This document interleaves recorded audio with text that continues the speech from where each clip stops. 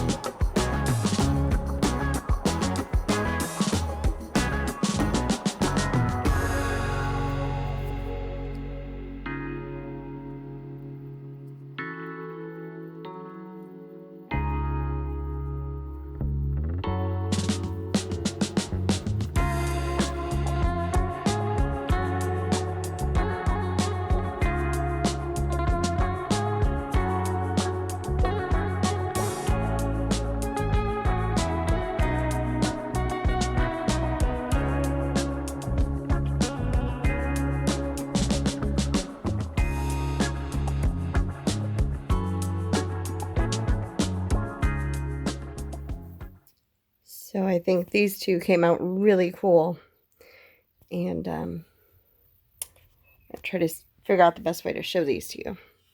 So here's the vase first, and so blowing on the bottom really brought out like the colors, which was really awesome, because at first it was just all very blue, and then just giving a little bit of puff on the bottom just brought that purple out, which is really cool.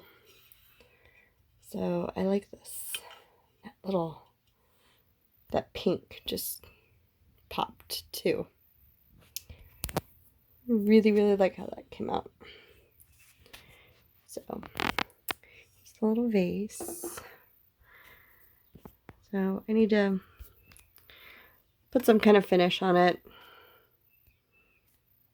And of course, once it's filled up with dirt, you won't really see the inside, so not too worried about that. But And then the painting is really cool too. And this was all ready mixed paints. And I don't remember getting any cells with this paint before. Although, I guess to be fair, I don't think I've used this paint on canvas very much. But I feel like I've seen Mixed Media Girl use it, and I don't think I've seen her get cells either. But maybe because it was, gravity. But the lacing is just really, really cool. So I'm super excited about that. Really, really like it. So there you go. I do think third time is the charm, right?